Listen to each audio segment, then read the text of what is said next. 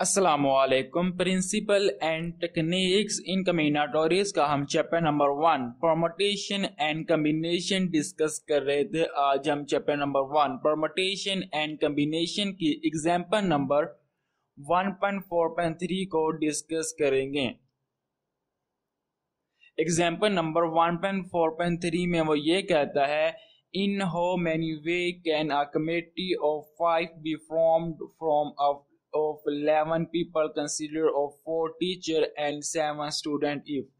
वो ये कह रहा है कि हमने एक कमेटी बनानी है जिसमें 5 मतलब पीपल का होना लाजमी है और हमारे पास जो टोटल पीपल है वो 11 है, जिसमें से 4 टीचर और 7 स्टूडेंट हैं।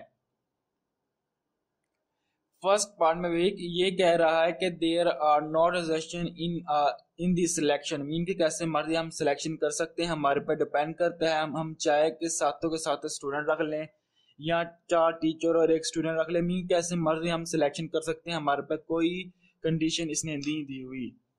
सेकंड पार्ट में ये कहता है the committee must include exactly 2 teacher. वो ये कह रहा है कि जो हमने कमेटी बनानी है उसमें एग्जैक्टली 2 टीचर का होना लाजमी है। थर्ड पार्ट में वो ये कह रहा है the committee must include at least 3 teacher. उसमें उसने जिक्र किया एट लीस्ट का, मीन के कम से कम 3 टीचर का होना लाजमी है। टोटल टीचर हमारे पास 4 है, मीन के इस पार्ट में 2 तरह की कमेटियां बनेंगी, एक में 3 टीचर की बनेगी और एक में 4 टीचर की बनेगी, फिर बाद में उन दोनों को हम ऐड कर देंगे।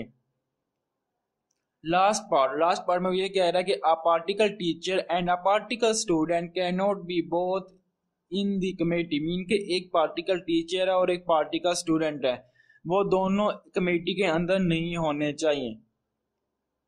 इन चारों पार्टों को आज हम डिस्कस करते हैं। जो सबसे पहले हमारे पास है वो हमारे पास टोटल जो कमेटी के मेंबर हमने रखने हैं वो 5 हैं और टोटल हमारे पास 11 है, जिसमें से 4 टीचर हैं और 7 स्टूडेंट हैं। First, there are no restriction this in this selection, mean कैसे मर्जी हम सिलेक्शन कर सकते हैं। इसमें हम इसको सोल्व करेंगे। हमने टोटल हमारे पास 11 है और हमने चूज करने हैं 5 मतलब कमेटी के 5 मेंबर को चूज करने हैं इन 11 में से। The number of way is 11C5 आ गया, मीन के हमने सिलेक्शन करनी है। कब सिलेक्शन करेंगे तो उसमें हमने कम्बिनेशन का इस्तेमाल करेंगे। तो 11C5 is equal to 11 factorial divided by 5 factorial 11 minus 5 factorial. 11 factorial एजिटिव आएगा, ये 5 फैक्टोरियल एजिटिव 11 माइनस 5 इज इक्वल टू 6 होता है, तो 6 फैक्टोरियल आ जाएगा। अब मैं ये 11 फैक्टोरियल को ओपन कर दूंगा 6 फैक्टोरियल तक। अब ये फिर 6 फैक्टोरियल और ये 6 फैक्टोरियल आपस में कर देंगे, इन तमाम वैल्यू को आपस में मल्टीप्लाई कर दूंगा और इन तमाम वैल्यू को आपस में मल्टीप्लाई कर दूंगा।